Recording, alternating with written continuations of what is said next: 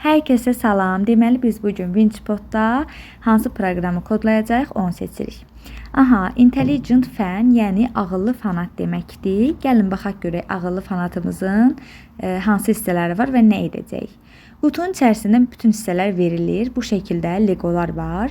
Kitabçıda da nə qədər, yəni neçə ədəd olmalıdır, hər biri qeyd olunub. Bizə bundan əlavə Winchpodun özü lazımdır. Çünki bütün hissələri Winchpodun üzərinə yerləşdirəcəyik. Gəlin birlikdə videonu izləyək.